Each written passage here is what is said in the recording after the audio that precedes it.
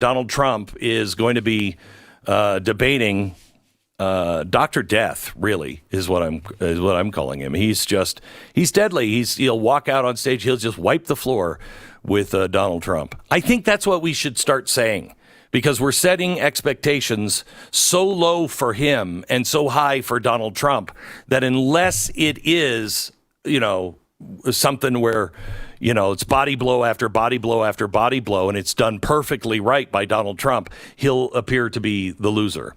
I think that people's expectations now are just, he didn't fall asleep. He didn't fall asleep. I think it is a real worry, because that is how people look at this situation in a lot of ways. I do think, though, it's hard to, I don't know if you can blame people who are saying these things and setting these expectations, because I think at the end of the day, those expectations are set by Joe Biden when he, waddles across a stage and can't get a sentence out. Like, I don't know how you hide it. I don't. Because that's look, as bad as the State of the Union address actually was, it looked good because he had, he was like pounding on the desk, there's gotta stop. And he was awake and alert and he could form sentences for most of it. And that is the expectation. And I think and I have no proof of this, but it's happened before with presidents, and you don't know about it, for 20 years or 60 years in FDR's case. They juiced him up. They'll go out and they'll give him, hey, is Dr. Nick around? Make him perform. And so he looks good he looks better. Right. Than what he really is, I think. His biggest moments have not been his worst moments, which has been something that's, it's been, I guess, give them credit for whatever cocktail they've come up with. Right. I don't know. But I will say, though, what I'm saying is, I don't know if you can blame conservatives for pointing it out. No, it's like the setting of expectations is a rhetorical device, right? Like, you can put it out there and you can adjust that slightly, but I just think the American people see it and that's what they expect. So the fact that he exceeds those expectations, I don't know if that can be manipulated by a party's messaging on the other side. But it'll be interesting to watch, because he really does need. Biden took this debate and kind of threw it out there like, I'll do this with you anywhere, anytime. And Trump was like, okay. So he's taken on a bunch of weird rules. There's a bunch of strange stuff going on. First of all, they're sitting down. Yep. There's no audience. You can't interrupt one another. I guess they're shutting Donald Trump's microphone off. Mm-hmm. All of the things that would help Donald Trump have been taken off the table. And now the press is saying, I don't know why Donald Trump would do this. Every rule is in Biden's favor. Yeah, because he knows that when it comes to inflation, cost of living, war, everything else, he doesn't have a lot to defend here. You know what I mean? He's going to have a hard time defending it if he was crystal clear even on meth. Whatever it took, give him meth. And he was just great and thought he could fly. He still would lose on the facts. And I think Donald Trump was like, all right, we'll take it. I don't care what your rules are. Fine. Yeah, no, and he has to. He has to have it. To get in the same room with Biden in front of the American people is crucial for Donald Trump. Yes. And, he has to defend stuff like the border. We've talked about this for a while, going back now a couple of years. But we're now finding out that hundreds of thousands of people have come in through these additional legal pathways. It's something we talked about in the air at the time. To ease the quote unquote pressure at the border, the Biden administration went in there and said, basically, we'll fly direct into these cities and make appointments, and we won't count those as people coming into the country. That's crazy. And that's happened now with hundreds of thousands of people. Mm-hmm. The numbers just came out. They're really high, as you might expect. And these aren't people that we're counting when we're talking about how many people are crossing the border illegally or coming through with asylum and all those other things that we've been complaining about. This is all additional. They just took those people that would have been at the border and flew them into Cleveland and are like, well, that solved the problem at the border. Well, no, that didn't solve the problem at the border. Let me ask you this, though, Glenn, from a strategy perspective. I think this is fascinating, and I don't really understand it, so maybe you do. When you go into overtime of a football game, right, you have the coin toss.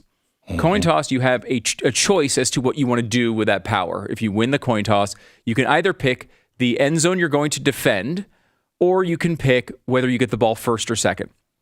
And, the only time you really want to pick when you're talking about what end zone to defend is if maybe super windy conditions, you can make the argument, Yeah, but generally speaking, you never pick that one. You pick whether you want to get the ball first or second, because that's the more important thing. So with this debate, they did a coin toss, and the decision was similar here. They had a choice. Joe Biden won the coin toss, so he was given a decision to make. Number one, you can pick which side of the stage you want to be on, left podium or right podium, or no, that's the one I can guarantee you. No matter what the or is, he picked that one. Or you could pick whether in closing statements you go first or you go last.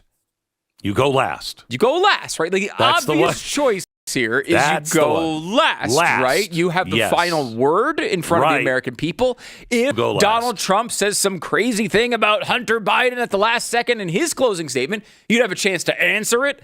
You'd have a chance to have the final word of the American people hear. What a big advantage that is, right? Joe Biden won the coin toss and then picked the right podium. And now Donald Trump will be making the final statement in the debate. Do you have any concept as to why he would do that? No, let me throw another wrinkle into this. Joe Biden didn't make that decision. Okay, it wasn't like they called Joe up. Hey, we just won a coin toss, and here are your choices. I will. I'll take the right side. This wasn't done by him. This was done by most likely a committee or something. This is not just his senility. It's from the people who brought you the end of the Afghani war. I mean, you think it's incompetent? Because my other thought was maybe they are thinking, and let me throw this out there. You got whatever drug cocktail they're pumping into this guy. He's going to be all pumped up for that first 45 minutes, but by the end, it's going to be a disaster.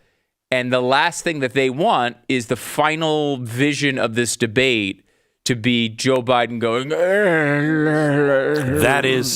That is a possibility. That is a possibility. However, the closing statements, if you have the last word and he's going to be bad, you're suspecting that he's going to be like, all Donald Trump has to say for his closing statement is, look, I understand you for inflation. I understand what you're going through at the gas pump. I understand how you feel about your safety and the border. I understand how you feel about all these things. You just heard him. Is that the vigorous leader that's going to solve these problems? I mean, there's just no way. I would never let somebody have the last word in a debate. And especially if you think he's going to be like, that's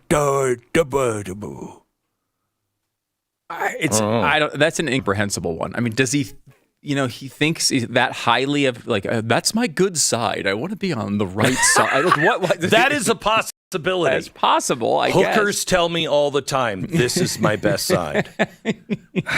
I'm going to get that sex worker vote this time. I'm telling you. It's a weird development, though. I cannot understand that at all. But I mean, we are less than a week away from this debate.